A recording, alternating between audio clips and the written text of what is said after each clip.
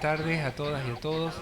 Muchísimas gracias por la invitación. Gracias, Gabriela, por invitarme a ser parte de este número.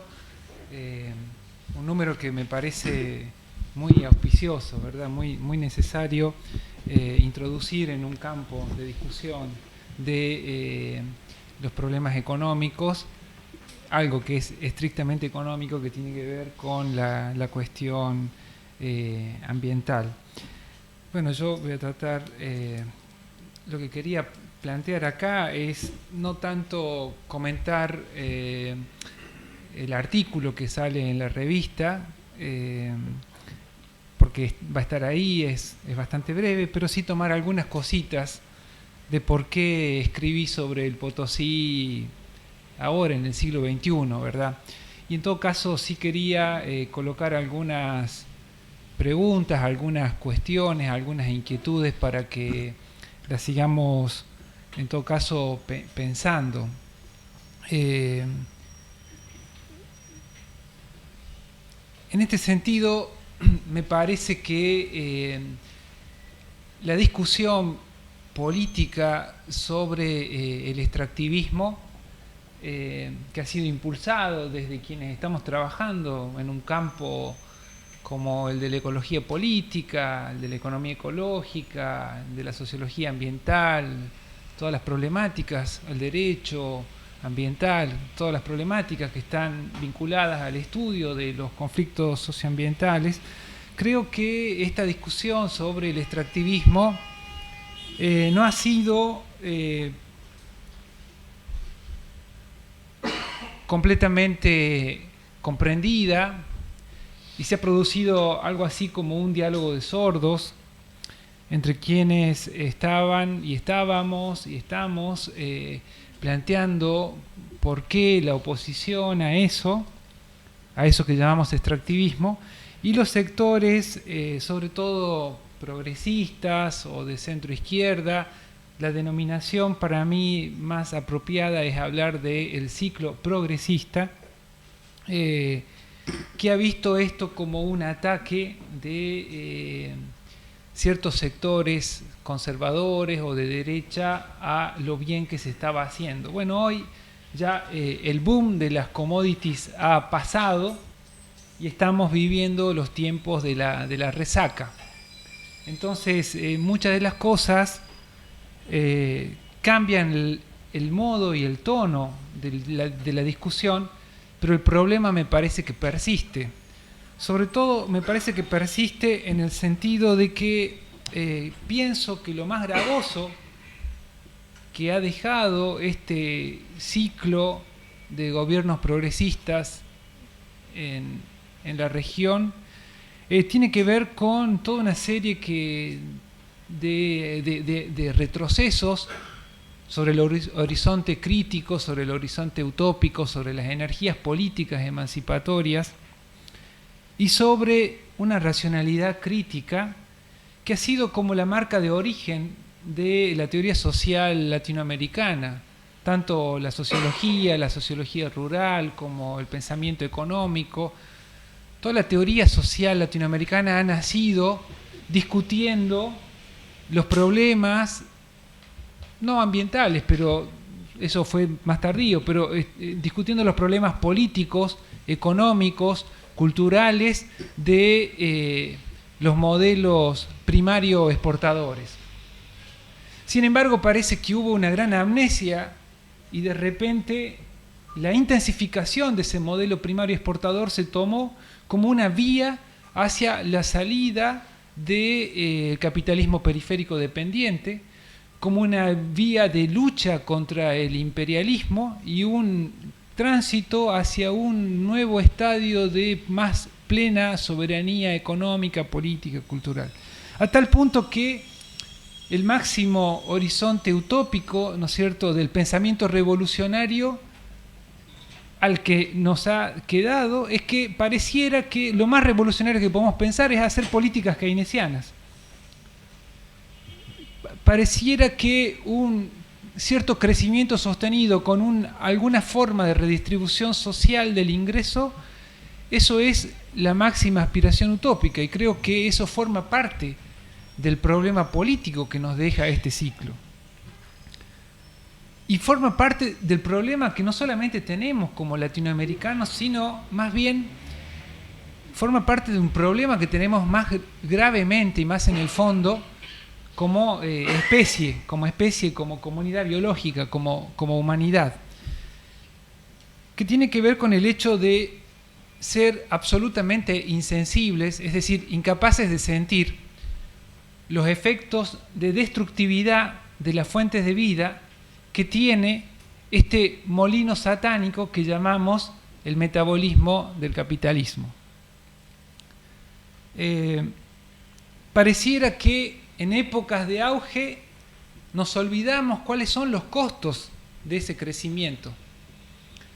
Hay como una fiebre de consumo que produce un efecto de anestesiamiento ecobiopolítico del cuerpo social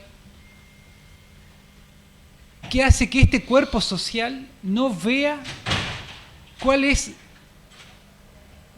son las condiciones de posibilidad de esa expansión de estos ciclos de crecimiento. Esto me refiero, cuando hablo del molino satánico, me estoy refiriendo a un libro por ahí muy evocado, demasiado evocado, bastante citado y poco leído, que es el libro de La Gran Transformación de Karl Polanyi, que él, digamos, tratando de explicar por qué lo escribe, dice: en el centro de la revolución industrial del siglo XVIII se encontraba un mejoramiento casi milagroso de los instrumentos de producción, una expansión deslumbrante de las capacidades de producción, acompañado de una dislocación catastrófica de los modos de vida de la gente común. Trataremos de desentrañar los factores que determinaron las formas de esta dislocación. ¿Cuál molino satánico molió a los hombres en masa? ¿Cuánto dependió de las nuevas condiciones físicas? ¿Y cuál fue el mecanismo que destruyó el antiguo tejido social y por el que se buscó, con tan escaso éxito, una nueva integración entre el hombre y la naturaleza? Bueno, ese molino satánico del que habla Karl Polanyi es lo que algunos autores, recuperando a Marx como John Bellamy Foster, como Jason Moore, hablan de la dinámica socio o geometabólica del capitalismo. Y eso también ha sido motivo de reflexión allá por los 60 por muchos autores, incluso antes también, ¿verdad? Tendríamos que rastrearnos a los escritos de Walter Benjamin para decir que el progreso, digamos, es la catástrofe y que había que pensar la revolución social no como una locomotora de la historia que va avanzando hacia un horizonte a toda velocidad, sino como un freno de emergencia que está tratando precisamente de detener el rumbo que estamos tomando. En una de sus últimas conferencias, Herbert Marcuse, en los 79, él justamente aludía a esto, decía, en la llamada sociedad de consumo, la destructividad se halla institucionalizada. El concepto de destructividad está obscurecido y anestesiado por el hecho mismo de que la destrucción está en la base de la producción y de la productividad. Básicamente aludía a eso, ¿no? A una forma geometabólica donde el capitalismo keynesiano había impulsado un proceso de crecimiento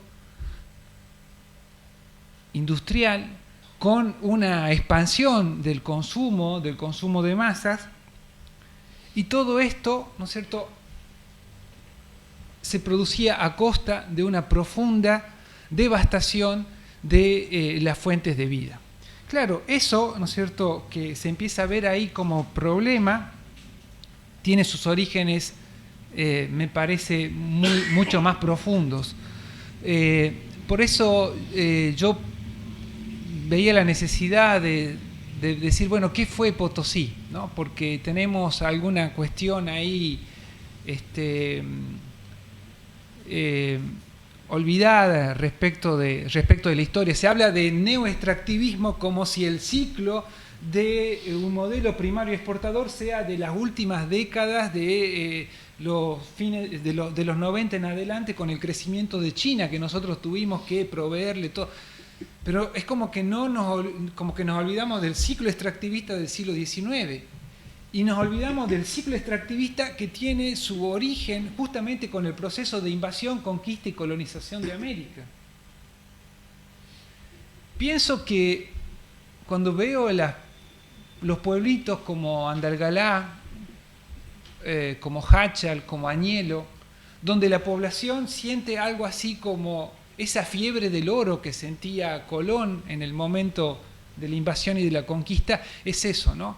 Un estado de excitación donde la idea de un enriquecimiento rápido y abrupto es como que se produce o que funcionara como un combustible ecobiopolítico que moviliza a las poblaciones hacia eso. La idea del furor. Y esa era la idea del furor que despertó el Potosí en 1545, cuando fue descubierto el Cerro Rico del Potosí. Con la puesta en explotación del Potosí no empieza un nuevo tipo de minería, sino que se abre más bien una nueva era geológica en la historia de la humanidad. Pasamos a un nuevo patrón energético donde no solamente cambia la matriz energética del sistema que mueve los objetos y las máquinas, sino fundamentalmente lo que cambia es la matriz energética de lo que mueve y moviliza al sistema de sujetos. A eso Karl Polanyi le llamó la gran transformación. Para Karl Polanyi, esa fuerza que mueve el molino satánico es un cambio en la motivación de la acción humana, dice. Desde entonces, la motivación de la acción social deja de estar orientada a la producción de la subsistencia y la única fuente de la motivación es la maximización de la ganancia. Entonces, la idea de que la riqueza, tal como la piensa y la concibe la economía capitalista, medida como forma de lucro, como ganancia más inmediata y voraz, aparece como ese combustible ecobiopolítico que mueve el sistema de sujetos. Eso me parece que es un poco lo que forma parte de el gravoso proceso que estamos viviendo como humanidad y que también se ha intensificado en América Latina durante este último ciclo de crecimiento. Creo que no se entiende bien cuando discutíamos este modelo de crecimiento extractivista.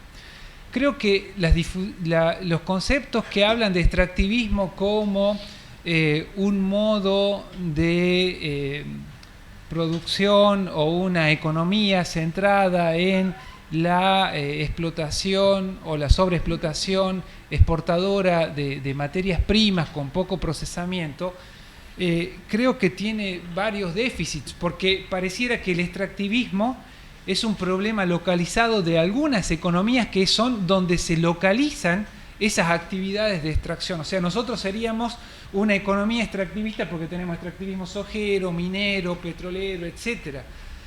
En realidad, me parece que por eso me parece que sería importante distinguir entre extractivismo, como una categoría general, de regímenes extractivistas, como otra categoría que habla específicamente, sí, de esas formaciones socio-geoeconómicas donde prima un patrón de organización y de estructuración del poder en base a la sobreexplotación de la naturaleza. El extractivismo, en todo caso, más bien tiene que ver con una función geometabólica del capital. El capitalismo nace como economía mundial. Fíjense ustedes que, por eso la importancia del Potosí, ¿no?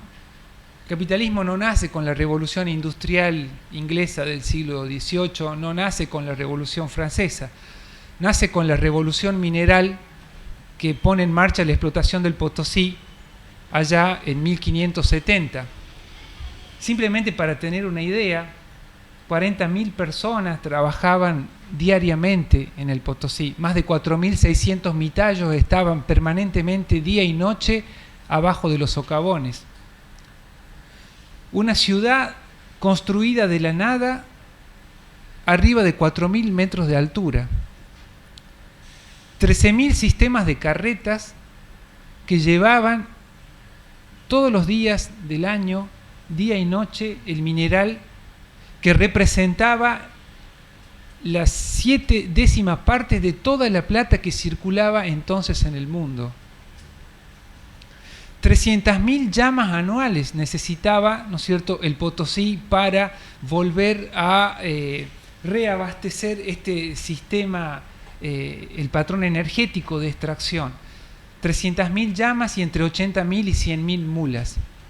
Un sistema hidráulico de más de 65 kilómetros cuadrados que implicaba 32 represas con canales unidas a molinos.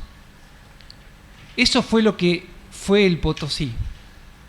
Para la época, ninguna industria, ninguna fábrica, ningún molino que pudiéramos pensar en Inglaterra tenía la envergadura mínimamente de lo que fue el Potosí en 1570. Hacia 1600 Potosí tenía 160.000 habitantes y Londres tenía 150.000, Venecia también. Sevilla, que era la ciudad más grande, era el puerto por donde entraba la plata, la ciudad más poblada de España, tenía 130.000 habitantes. Y hoy nos podemos preguntar qué es hoy el Potosí. Yo siempre le digo a los hermanos, a los vecinos de Andalgalá, digo, imagínense, porque ustedes estaban soñando, ¿no? El intendente llegó a decir, no, vamos a hacer de Andalgalá la nueva Boston, ¿no? O sea, lo que está detrás de esto es la idea del sueño colonial, ¿no? La idea de que nosotros podemos ser como esa minoría oligárquica y violenta que usa de la violencia y que hace de la violencia una apropiación monopólica de los bienes y de las energías vitales para sostener un modo de vida que no es ni sostenible ni universalizable. Tenemos que salirnos de esa ficción, de esa fantasía. Tenemos que imaginar otros horizontes utópicos. La idea del crecimiento con redistribución, del desarrollo con inclusión social, son ideas políticamente perimidas. No hay modo de incluirnos en una sociedad energívora y cuya base de crecimiento tiene que ver con el aplastamiento de las fuentes de vida. La civilización que se nos presenta como horizonte de desarrollo, como modelo a seguir, es una civilización que no tiene futuro. Está construida sobre una falacia antropocéntrica que contradice las verdades científicas y filosóficas más fundamentales del conocimiento humano. Necesitamos realmente mucho más que una revolución que signifique tomar el control del gobierno o del Estado para producir no sé qué cosa de redistribución del ingreso. Necesitamos una profunda resignificación del sentido de la riqueza. No apenas redistribuir la idea de riqueza sobre la que se ha construido esta civilización. Entonces pienso que en ese sentido, ya para cerrar, creo que ese problema que tenemos como humanidad se hace mucho más grave en nuestros casos del capitalismo periférico colonial dependiente que somos nosotros, países latinoamericanos, que hemos sido violentamente incorporados al mercado mundial como proveedores de energías vitales. Energías vitales que podían tener la forma de metales preciosos, de azúcar, de algodón, de tabaco, de trigo o de cuerpos humanos. De ingentes cantidades de cuerpos humanos que fueron fagocitados, ¿no es cierto?, en esas zonas de monoculturas, de monocultivos, desde el azúcar, el algodón al tabaco, llegando al siglo XXI a la monocultura transgénica de la palma aceitera, la soja, etc.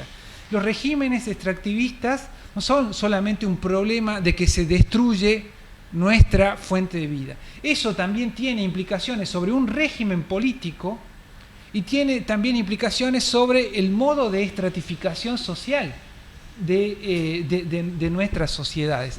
Por eso, repensar las matrices con las cuales nosotros nos relacionamos y concebimos el territorio, el agua, el suelo, los nutrientes, los ecosistemas, los bosques, la biodiversidad, la madre tierra en definitiva, es crucial, primero para pensarnos como humanidad en un sentido de futuro emancipatorio, pero también es crucial pensarnos nosotros como latinoamericanos para salir de esta idea de que somos de ser enclaves extractivistas, porque en este marco todo crecimiento, y ya lo dijo hace 50 años, estamos celebrando los 50 años de Rui Mauro Marini, de Dialéctica de la Dependencia, lo dijo hace 50 años, todo crecimiento que se dé bajo estas condiciones no es un crecimiento que nos va a alejar del capitalismo, sino que nos va a hundir cada vez más en estas fauces de un capitalismo periférico, colonial, dependiente, esto es, basado en la superexplotación de la fuerza de trabajo y de la madre naturaleza. Entonces, nos quedan muchísimas preguntas, nos quedan muchísimas cuestiones, pero por eso me parece precisamente clave y estratégico repensar la idea de crecimiento, la idea de desarrollo en términos de una profunda migración civilizatoria, que implicaría la descolonización de los imaginarios, la descolonización de los sueños y un profundo cambio geometabólico. Algunas minorías sociales están involucradas en eso. Lamentablemente creo que como amplias mayorías como sociedad todavía no tenemos las capacidades sensibles para tomar atención a estas cuestiones. Eso, muchas gracias.